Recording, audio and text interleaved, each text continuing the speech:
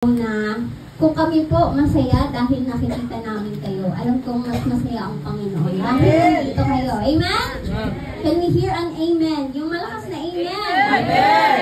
Hallelujah. Praise God. So, naniniwala po tayo na baka by the time na tayo ay mag-celebrate ng Thanksgiving, talagang siksik-liglig at umaapaw na po tayo dito. So, baka extended po tayo sa labas. Amen? Sa ating celebration, but we know na pagkakasyahin tayo ni Lord. Amen? Gaya nga ng sabi ni Ate Hannah, habang dumadami yung tao, parang nakikita niya lumalaki yung simbahan. Amen. Grabe, pinagkakasya ng Panginoon. Ako hindi na po magkasya, wala na po tayong upuan, mag-standing na lang po tayo. Okay lang po ba yun sa inyo? For 3 hours standing? Amen. Amen! Praise God! Matitest natin yung mga anak ng Diyos. Amen. Malaman natin yan sa ating Thanksgiving. Amen? So, praise God, dahil tayo ay nalalapit na ang pagtatapos ng taon, and even this month will almost end. Amen? And tayo ay patuloy na nag-uusap patungkol saan? Sa pagiging isang worker. Tama po? Pagiging isang lingkod. Amen? So, ngayong umaga po ito, ang pag-uusapan naman po natin ay patungkol sa pagiging isang, hindi lang basta-basta worker. Sino po dito may trabaho? Amen. Huwag po kayong mahiyang magtaas. Sino po dito may trabaho? Any kind of work? Oh. Amen. Lahat tayo may trabaho. Sino dito estudyante? Ayan. May part-time. Ayan. Oh, may part-time. Ang tawag sa nagpa-part-time, di ba? Sa mga students. Ayan. So, ang pag-uusapan naman po natin is hindi simpleng worker. Hindi pagiging isang simpleng worker. Amen? Ang pag-uusapan po natin ay patungkol sa pagiging isang kingdom worker. Lakasan po natin? Kingdom worker. Amen? Nag-umagahan po ba kayo? Amen. Kaya pala kaya medyo mahina Ayan. Available po ang ating coffee sa likod. Ayan. Kung kayo po ay medyo inaantok pa. Amen. So, ang pag-uusapan po natin ay pagiging isang kingdom worker. At makikita po natin ang ating passage sa Matthew 20 verses 1 to 16. So, let's open our Bibles po. Pwede po ba tayong tumayo at basahin po natin ang nasa harap? So, mga may Bibles, you can open it. But as we read, pwede po tayong sabay-sabay na tumayo at papasahin po natin na may paggalang sa salita ng Panginoon. Come on, let's read. The parable of the workers in the vineyard. Verse 1, let's read. For the kingdom of heaven is like a landowner who went out early in the morning to hire workers for his vineyard. He agreed to pay them a denarius for the day and sent them into his vineyard. About 9 in the morning, he went out and saw others standing in the marketplace doing nothing. He told them, "You also go and work in my vineyard. I will pay you whatever is right." So they went. He went out again about noon and about 3 in the afternoon and did the same thing. About 5 in the afternoon, he went out and found still others standing around. He asked them, "Why have you been standing here all day long doing nothing?" "Because no one has hired us," they answered. He said to them, "You also go and work in my vineyard." When evening came, the owner of the vineyard said to his foreman, "Call the workers and pay them their wages, beginning with the last ones hired and going on to the first." The workers who were hired about 5 in the afternoon came and each received a denarius. So when those came who were hired first, they expected to receive more, but each one of them also received a denarius. When they received it, they began to grumble against the son owner. These who were hired must work only 1 hour. They said, And you have made them equal to us who have worked their living for the beginning of the day. But he answered one of them, "I am not being unfair to you, friend. Didn't you agree to work for a denarius? Take your pay and go." I want to give the one who has hired us the same as I give you. Don't I have the right to do what I want with my own money? Or are you envious because I am generous?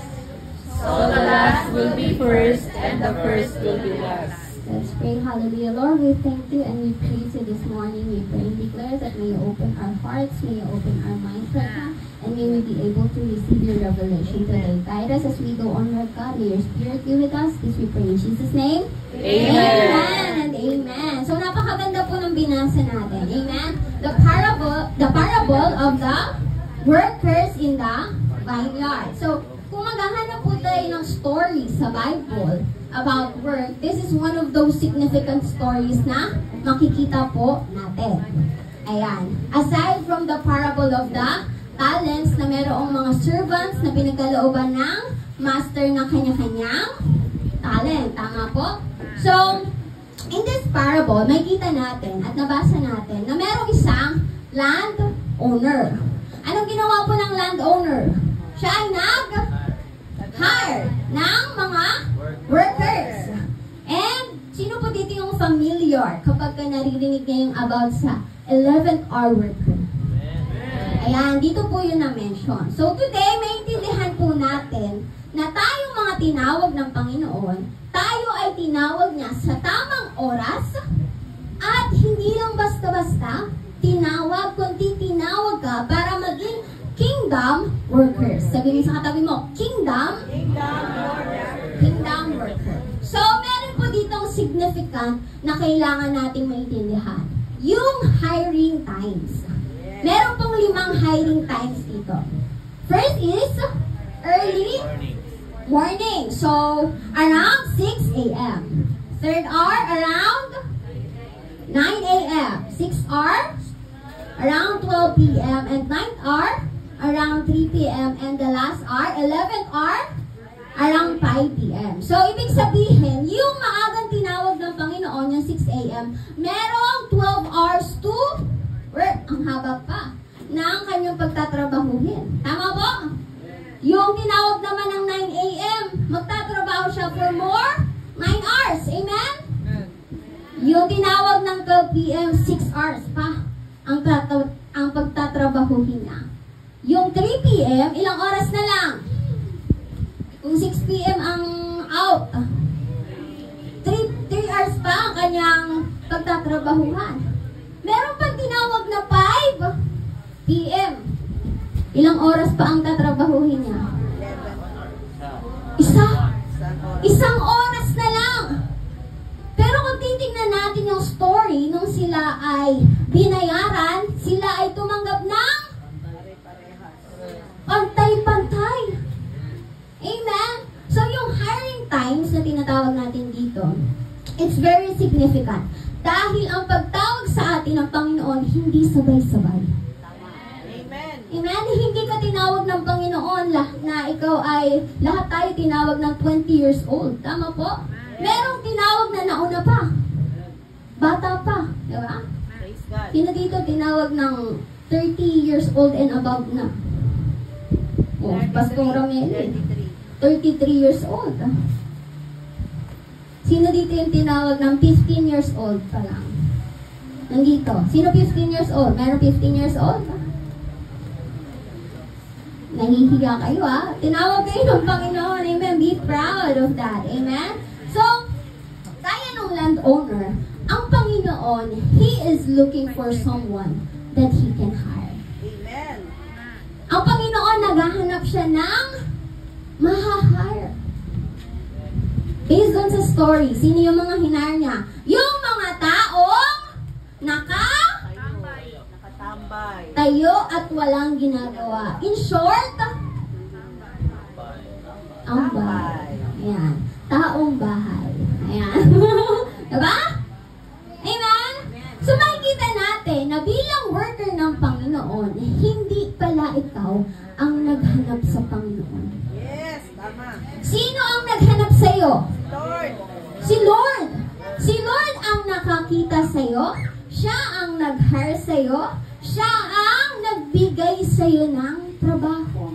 Kaya po sa mga bago dito, hindi aksidente na nandito po kayo ngayon. This is the right and perfect timing na inilaan sa inyo ng Panginoon na makilala siya. Amen? Kaya kapag in-invite tayo ng Panginoon, anong gagawin natin? Kailangan i-grab na natin. Marami kasi ini-invite ng Panginoon. Anong ginagawa? Tinatanggihan, nire-reject, nire-resist. Tama po ba? And let me tell you this, ang invitation ng Panginoon, hindi siya endless. Yes, amen. It only lasts a lifetime. Kailan ka lalapit sa Panginoon? Kailan mo tatanggapin yung invitation niya?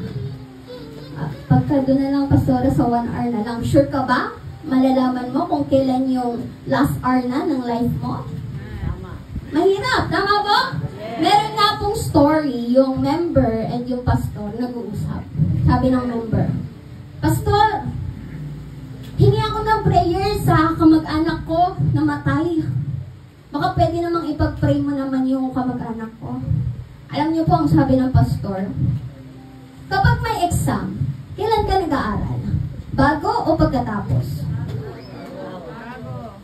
Pag nag-aaral ka pagkatapos, ano mangyayari? Useless na yung inaral mo. Bakit? Hindi mo na siya magagamit for the exam. Ganun din po. Yung invitation ng Panginoon, magagamit lang natin yan hanggat tayo ay sabihin mo sa katabi mo, buhay. Amen? Dahil after ng buhay, ano na lang naghihintay? Judgment. Walang second chance. Walang rewind.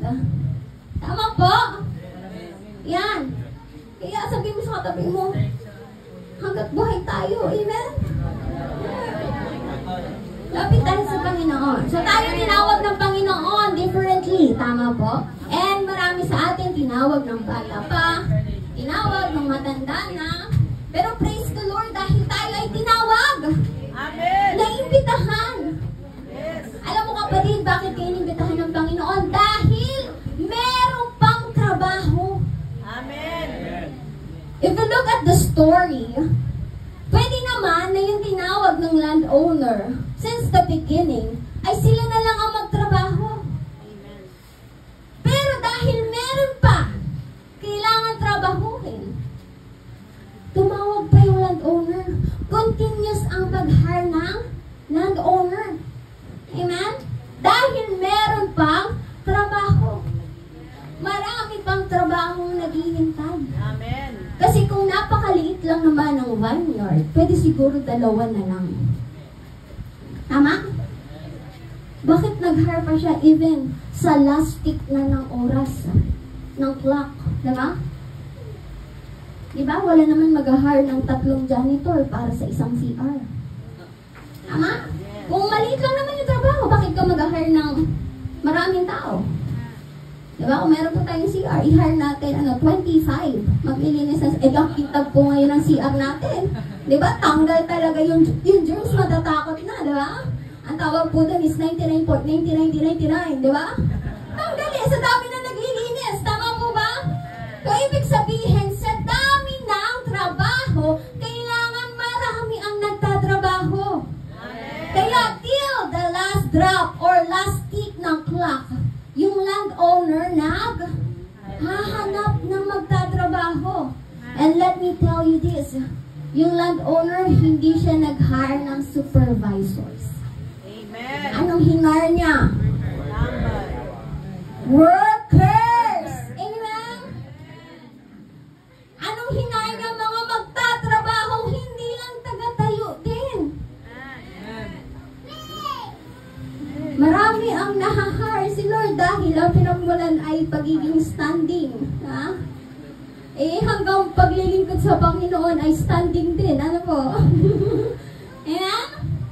So, dahil tayo tinawag ng Panginoon, tinawag niya tayo para magtrabaho. Amen. And there's a meaning and there's a reason kung bakit ka tinawag ng Panginoon. Amen? Hindi ka lang nandito sa mundo para sa wala lang. Hindi ka lang nandito para maglaba, para magtrabaho, para kumain. Meron gustong ipagawa sa iyo ang Panginoon. And we are here for His purpose. Amen. Mahina. We are here for His purpose. Amen. Kaya kapatid, kung ikaw ay narito, i-value mo yung position na pagkakatawag sa iyo ng Panginoon. Being part of His kingdom and being a kingdom worker. Amen? And itong mahalaga, dapat hindi mo ma-miss out yung timing ng pagtawag sa iyo ng Panginoon. Amen. Amen? Even though nagtatawag yung landowner till doon sa pinakalas, what if natawag ka pero hindi ka nag-respond? Nakakalungkot. Tama ba? Hindi ka makakasama. Na-miss niyo yung opportunity na maglingkod sa Panginoon. So as a kingdom worker, hired by God, meron po tayong 5 bagay na kailangan natin gagawin as we serve the Lord. Number 1, serve it. Can we say it louder po? Serve with commitment. Ayan. So we are God's worker. We are God's worker. Amen. Amen. Ito po yung nakakalungkot. Maraming worker ang Panginoon, pero konti lang yung nagkukumit. Yes. Amen? People were too occupied sa buhay nila. Amen? And sometimes, they see it as a hassle na maglingkod sa Panginoon. Marami ang tingin pag maglilingkod ka sa Panginoon. Ano lang yan? Istorbo lang yan. Madami ka pang pwedeng gagawin. Mag-business ka, mag-isip ka na pwede mo pang gawin. Pero pag maglilingkod sa Panginoon, ay hindi, kaya na nila yan. Amen? Nakakalungkot po. Because only a few, diba? Can't commit. Sabi nila, wala akong time para mag-serve kay Lord. Pero daming time mag-scroll. Amen. Tama po? In all honesty, alam ko po, yung time natin kinakain na ng scrolling. Yes. Ang default natin, pag wala tayong masyadong ginagawa, nakascroll tayo. Parang, pag-test ko magkain, ito na kasunod nun. Pag-test ko maligo, bago matulog, scrolling and scrolling and scrolling. Pero wala kang time magbasa ng Bible. Wala kang time mag-pray. Totoo po ba na wala tayong time? Dami tayong time. Hindi lang natin nagagamit ng maayos. Hindi lang natin na ma-manage ng maayos. Tama po ba? And as a kingdom worker, we have to manage our time. Amen. And dapat alam mo ilalagay kung saan dapat nilalaan ang oras. Dahil ang oras po, hindi yan titigil para sa'yo. Ang oras tuloy-tuloy. Imagine, patapos na po yung taon, parang kakasimula lang. Tama po? So be wise kung saan mo gagamitin yung time. Amen. So if there's no commitment on your part sa paglilingkod mo sa Panginoon, wala pong driving force. Amen? Walang anchor. Yung mga bagay na gusto mong gawin sa Panginoon. Lord, gusto ko mag-pray. Lord, gusto ko mag-read ng Bible. Amen? Kaso, wala kang time. Hindi ka nakakumit. Tama po? Ano gagawin mo? Pag wala kang commitment, desire lang yan. Yes. Marami po akong naririnig na gusto ko po magsimulang mag-devotion. Pero hindi ko po masimulan. Kapag ka hindi mo yan inapakan, kapatid, magiging desire lang yan. Amen. Amen. Walang impact. Amen? So, have your commitment. Pag may commitment ka bilang lingkod ng Panginoon, binding yan sa inyong dalawa ng Panginoon. There's an action na gagawin ng Panginoon, meron kang action na gagawin. Amen. Tama po ba? Amen. And alam niyo po, pag nag-commit ka sa Panginoon, hindi mahirap ang buhay. Amen. Kasi di ba pagka nag-commit ka, nagpa-promise ka, it's a pledge or agreement that you will do something. Amen. on the part ng Panginoon, magpi-pledge din siya sa iyo eh. Kaya nga kung faithful ka sa Panginoon, si Lord magiging faithful din sa life mo. And that is tested and proven. Amen. Marami na pong nag-testify niyan. Nagpatotoo. Kaya ngayon pa ba, hindi ka mag-commit kay Lord? Amen. Mag-commit ka na kapatid. Mag-pray ka. Amen? Pangalawa, you serve with dedication. So ito na po. Commitment is not enough. Because commitment is a promise. Serving with dedication is different. Pag sinabi po natin dedication, dito mo na ilalaan yung effort. Meron kang gagawing effort para ma-fulfill yung commitment na ginawa mo. Amen. Let's say for example, Lord, I want to pray every day. That's a commitment. Tama? That you will pray every day. Saan papasok yung dedication? Na kahit inaantok ka, kahit na busy ka, hindi mo i-miss out. Yes, amen. Dito lalabas yung eagerness mo to fulfill yung kinumit mo. Amen. Ganun din, di ba? Pag sa life natin, pag meron kang commitment, kailangan meron corresponding action. Tama? Mananatili lang yun na promise kapag ka wala kang gagawin. So, kailangan meron kang dedication na gawin yung isang bagay. Amen. Pagka meron kang dedication, ibig sabihin, kahit na anong hardship ang meron ka sa buhay, kahit anong struggle ang na-encounter mo, kahit anong persecution, recession, and weekend season, yung pinagdadaanan mo, you remain constant. You still do yung Amen. pinramis mo sa Panginoon. Amen? Meron po ba kayong mga covenant sa Panginoon? Sino dito merong covenant kay Lord? Merong agreement. Praise God. God honors that covenant. But sa part natin, meron tayong kailangan gawin. Dapat meron din tayong dedication to fulfill our covenant with Him. Hindi one-sided. Tama po? Amen. Praise God. So ano yung mga bagay na dapat dinededicate natin sa Panginoon? These are only few lang po ito. Dahil ang list na kapag ka magdededicate ka sa Panginoon, it could go on. Amen? Number 1, you dedicate to the Lord your strength. Sino po dito malakas pa? Amen. Hanggat kaya mo maglingkod sa Panginoon, gamitin mo yung lakas na yan. Para sa Panginoon. Yes. Hindi mo yan gagamitin pang party-party sa labas. Amen? Yung lakas na meron ka, nagmumula yan sa Panginoon. And take note, hindi po tayo all the time malakas. Amen. Pag tayo tumanda na, ano mangyari? Mahina na. Mahina ng buto-buto. Kailangan mag-burbrand na. Ano ba? Adult plus. Adult plus, mag-unling. Diba? Kasi nga, hindi tayo all the time malakas. Kaya habang malakas ka, i-dedicate mo yung strength mo para sa Panginoon. Amen? You don't chase the worldly things na doon mo ubusin tuloy. Uubusin ang lakas mo. Nag-uunahan na yung words eh. Uubusin yung lakas mo sa labas. At tara, mag-swimming tayo.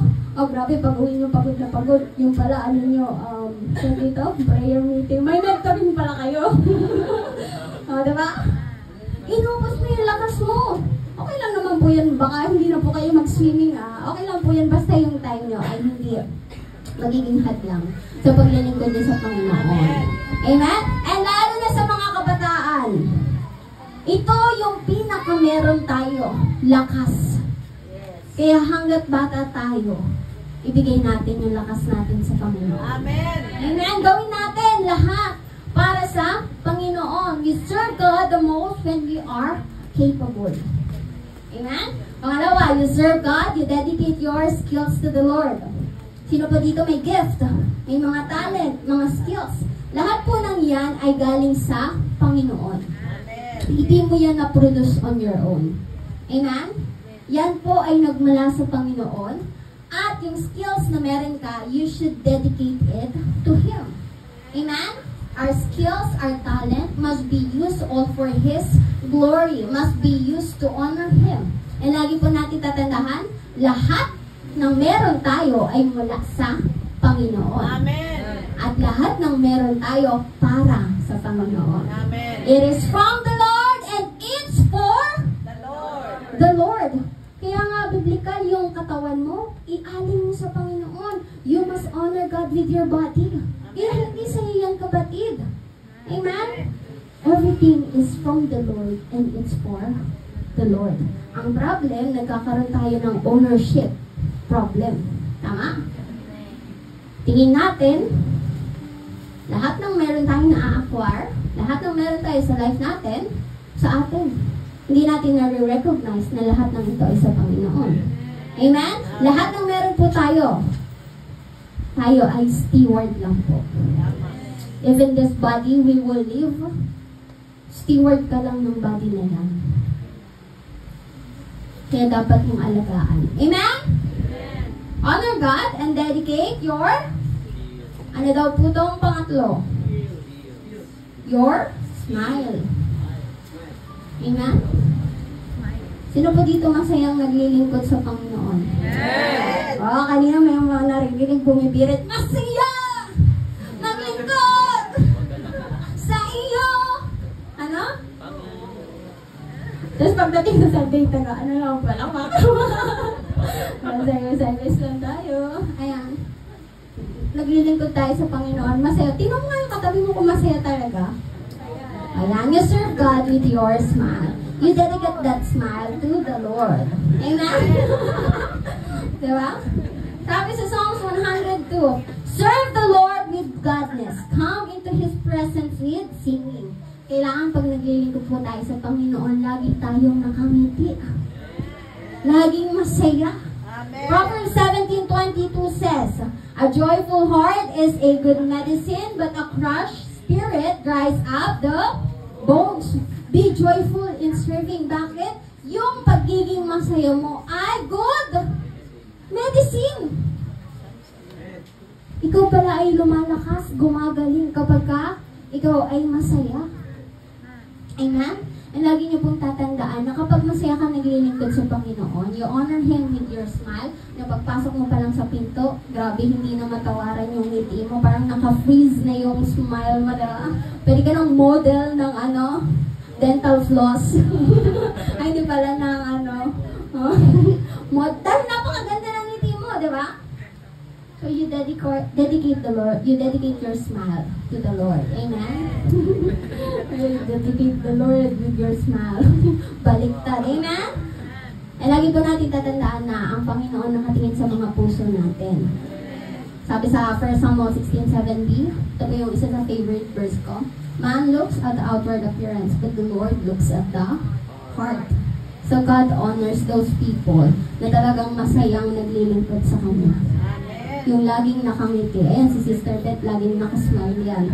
Pagpasok pa lang, may kita mo na yung glory ni Lord na talagang hindi mo makikita na may pinagdaanan sa buhay. Kasi bagong color ng hair eh. Diba? Praise God. Pangatlo. Amen. You serve God with, as a kingdom worker, you serve God with without complaints. Amen. Dapat walang sa Tagalog, ano po yun? Sa inyo po nanggaling yan, walang? Biglang humina, ayaw na, sabihin. Walang? Reklamo. Ayan, init po kasi sa atin na magreklamo. Bakit ako wala akong ticket? Bakit white yung ticket ko? Bakit sa kanya red? Diba? Init po sa atin yan na magreklamo tayo. Sorry na po So, praise God sa mga na-bless po. Salamat, Mayor. Ayan, sa pamaskuhan to. Ayan. Marami sa atin nagreklamo. Bakit naman ang layo ng pila? Maglalakad. Meron ka ng 10 kilong bigas, kapatid. Nagreklamo ka pa. Ang bigat-bigat naman. Bakit 10 kilo? Ano gusto mo? Wala kilo. Diba? Init po sa atin na nagreklamo tayo. Pagka nakikita natin na parang may unfair situation, diba? So, you serve God without complaints. Sabi nga, commitment dies when complaints arise. Nawawala yung maganda, di ba? Yung kagandahan na ginagawa ng Panginoon kapag ka nagko-complain ka. Sino po dito masaya dahil meron ng royal spaghetti? Ayan, baka po pwede nyo ibigay din, di ba? Kasi sa amin, hindi na po umabot ng Pasko eh. Ubus na. Nag-celebrate po kami ng birthday ng aming mga pusa. Niluto ang spaghetti. Ayan, so, tumatanggap po kami, di ba? Kung medyo nabibigitan po kayo sa 10 kilong bigas, welcome po dito. Ayan, so anyway, marami sa simbahan ang nawawala po dahil puro mali na lang ang nakikita. Puro complain, tama po ba? And if you look at the beginning of the story na binasa po natin, nag-work naman sila. Maganda yung performance nila. Kailan sila nagreklamo? Pagkatapos na. Bakit? Kasi they think na unfair yung landowner dun sa pagbayad nga ng same. Pero sila yung nagtrabaho ng talagang matagal. Sabi dito, we have borne the burden of the work and the heat of the day. Tapos same payment lang. We work for 12 hours, tapos same lang kami nung 1 hour lang yung trabaho. O baka pagka kayo yun, baka magwawala na kayo, di ba? Tawagin yung attorney. Di ba? Magre-reklamo na tayo. Di ba? Kasi nga, feeling natin, unfair yun, di ba? So pag sinabi natin complaining, it's an expression of dissatisfaction. Unhappiness. Tama po ba? And let me tell you this, kapag po mahilig kayong mag-complain, it will hinder you in so many ways as you serve God. Yes. It will rob your joy. Hindi na po kayo makakangiti pag puro mali yung nakikita nyo. Ako na lang palagi nagkukuskus ng banyo. Tapos ihi lang ng ihi yung mga GCFC. Diba? Mahilig pa umihi, diba? Sino ba yung regular sa CR natin? Hindi ko napapakalanan, diba? Hindi nagkukuskus ng banyo. Diba? Pero kung masaya ako sa ginagawa mo, ay, grabe na. Pagkita mo, yung white na ano natin magiging silver na. Amen? You enjoy. Amen? What you do for the Lord. Pero pag nagko-complain ka kung anong ginagawa mo kay Lord, malulungkot ka, kapatid. Mawawala yung joy na meron ka. And somehow, it will put you in a bad light. Dahil, masaya po bang kasama yung mga taong lagi may complaints? Hindi ko kilala yan. Ganon? Kapag ka nga magre-reklamo, di ba, minsan ayaw natin eh, yung parang nahihiya tayo pagkasama natin yung ganong tao, tama po ba? And even in the actual work po, kapag mahilig tayong mag-complain, na nag-express tayo sa mga policies, dissatisfaction natin, na bakit walang ganito, bakit walang ganyan, matutuwa ba sa iyong boss? You will not earn the favor of your master, of your boss. Tama po ba? And that's the reality. So, ano mangyayari? Hindi maganda yung posisyon at yung pagtingin sa iyo ng mga tao. Tama po? And you know what? Yung pagko-complain, hindi po siya galing sa Panginoon. Dahil hindi siya fruit of the Holy Spirit. Amen? Na kapag ikaw ay laging nagko-complain, it proves that hindi ka nakatingin sa Panginoon. Nakatingin ka sa mga bagay na nagdi-distract sa'yo sa paglilingkod mo sa Panginoon. Amen? Kaya po kung palagi kayong naghuhugas ng plato, ang dami-dami naman ito, marunong uminom, hindi marunong maghugas. Diba? Dami-dami ng baso. Kuha ng baso. Hindi naman po. Wala po tayong naririnig na gano'n. Kumbaga, pagka si Lord ang tinitignan mo, lahat ng ginagawa mo, nag-i-enjoy ka. Amen. Kahit na feeling mo, medyo nahihirapan ka. Pero pag para sa Panginoon, worth it eh. Tama po? Yung mga nanay nga na nagdadala ng potless lagi, dahil sa Panginoon ito. Hindi sila Pastora, sabi mo, one time lang tayo, every first Sunday lang tayo magkakainan. Bakit merong second Sunday? Wala pong gano'n, wala nagreklamo. Amen? Dahil nakatingin ka kay Lord. Yes. Hindi ka nakatingin sa mga kumakain. Amen? Nakatingin ka kanino? Kay Lord. Nakatingin ka man sa kumakain kasi mabubusog sila. Masarap. Tingin ko nga, mukhang satisfied naman. Si Sister Beth, di ba? Sarap na sarap siya sa palabok. Di ba? May nagre-reklamo ba sa palawak, Sister Beth? Wala. Kulang daw, kulang. Ang reklamo nila kulang. Amen? Kasunod daw. Dapat madami na, diba? Ayan. Ayan, so complaints does not please the Lord. And bakit po? Kasi nga, it's like you are questioning God and you are questioning His ways. Diba? Nakita natin dito sa story, yung sa story ng landowner, he is being questioned sa kanyang generosity. So gusto ko pagpalain lahat kayo ng pare-parehas eh. Tama po? Nung pumasok ka naman, nagkaroon tayo ng agreement in verse 2. He agreed to pay a denarius. Then, along the way, you expect to receive more. Hello? Amen? You are questioning the generosity of God. If God is blessing these people, bakit siya na lang, Lord? Lagi na lang siya yung pinagpapala mo. Bakit siya lagi bago yung kulay ng buhok? Bakit siya nagkakaroon ng ganito pagpapala? Bakit siya may bagong, ano po? Laging bago yung cellphone. Amen? It's like questioning God. And we don't do that here. Amen? Amen. Walang ganun dito. Amen. Ano yung sasabi natin? Wala dito nun! Dapat pag ganyan, malakas. Wala? Wala talaga. Amen? Pang-apat, serve the Lord. Ayan, marami po ang hindi naglalas hanggang huli.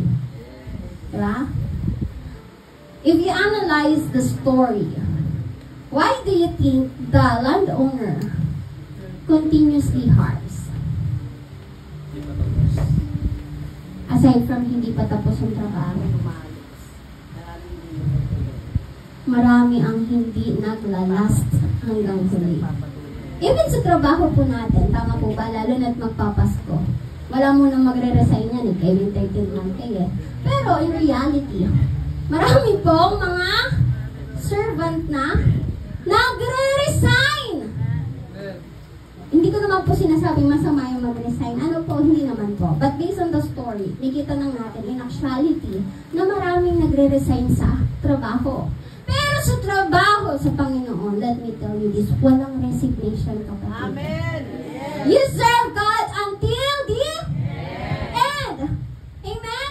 Kaya ka nga tinawag ni Lord sa perfect timing eh, para enough yung time mo na tapos na yung mga worldly things sa buhay mo, na-enjoy mo na yung mga bagay na gusto mong i-enjoy, na-experience mo na yung mga bagay na gusto mong experience. Pagtawag sa iyo ng Panginoon, now is the time for you to serve Him. Amen. And you will serve Him until the end.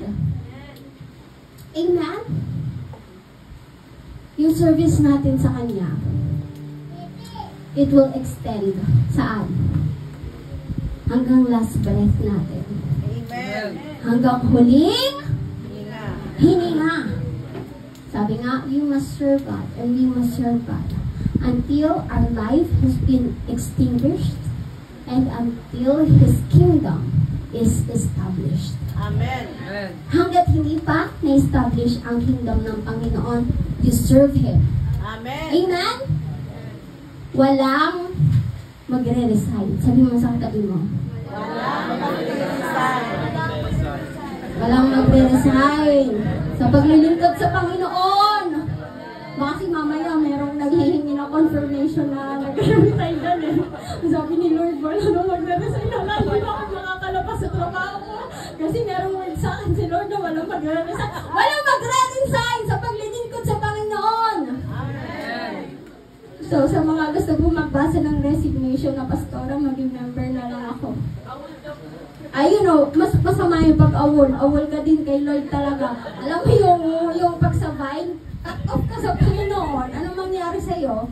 Sunugin ka. Amen? Tatapong ka. Malungkot. Amen? So, serve God until the end. You serve the Lord until the end. We serve the Lord until the end. Hanggat may lakas pa tayo, hanggat may buhay tayo, maglingkod tayo sa Panginoon. Panglima, the last point po natin, receive your reward. Alam niyo po, ito yung pinakamagandang part sa lahat ng naglilingkod sa Panginoon.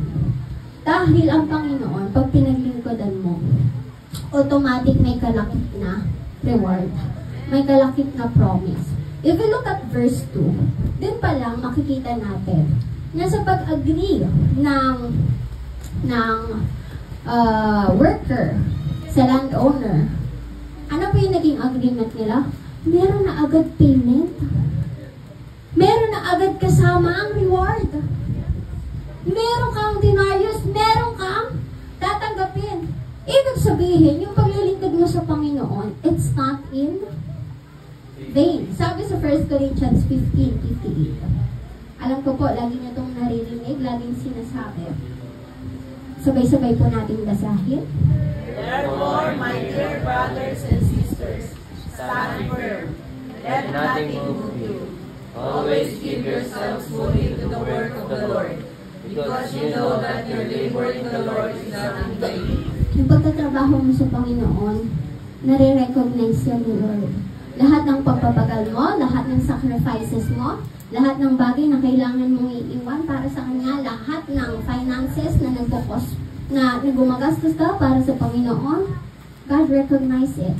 Amen? Kaya nga sabi niya, your labor is not in vain. That's why you give yourselves fully to the work of the Lord. Amen? Dahil generous yung ating Master.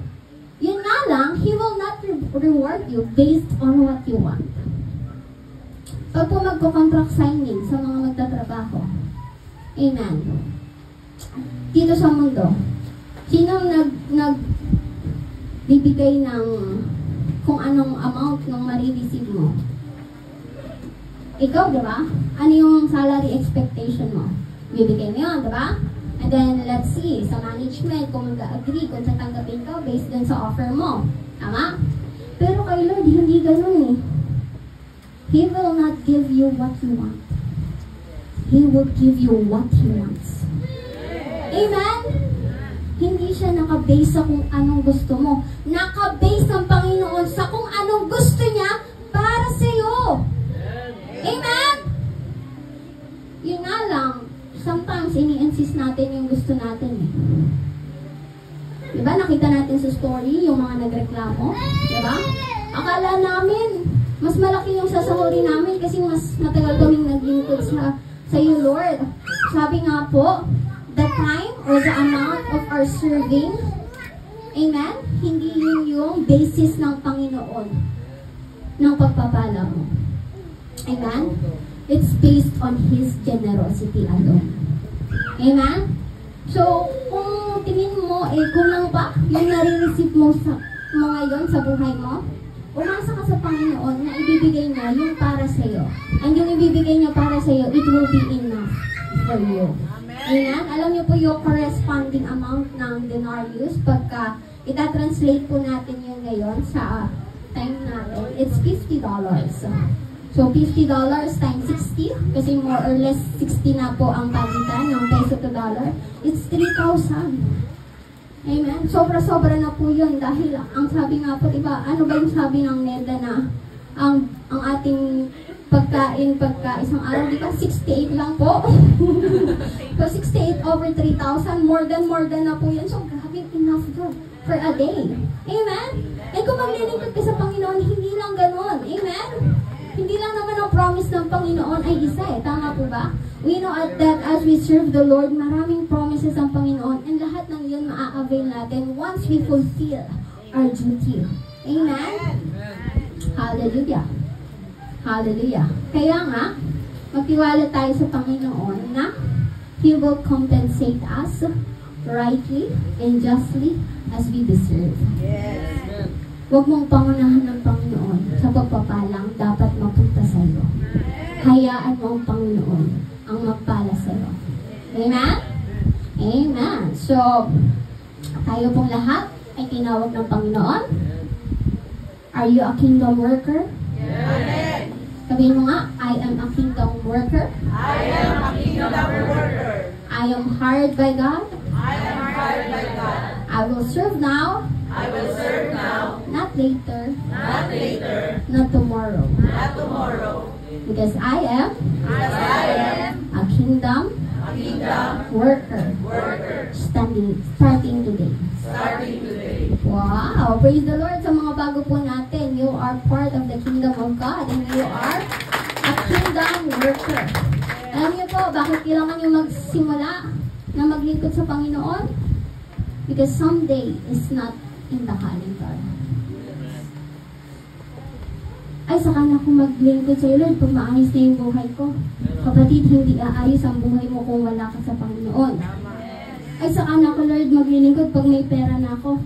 Kapatid, pagpapalain ka ng Panginoon pag naglingkod ka sa Kanya. Amen? So, someday is not in the calendar. That's why you start today. Amen. As long as we have a day called today. Yes. Amen? Now that you hear His word, you start serving the Lord. Yes. Be a kingdom worker. Yes. Amen? So, in conclusion po, you're a kingdom worker and He called you at now is the right time. So, serve God with commitment and dedication without complaining. Serve to the very end and you will. So, let's make this as personal. I am a kingdom worker. And He called me at the right time. So I will serve with commitment and dedication without complaining. And I will serve to the very end. And I know I will be rewarded. To God be the glory.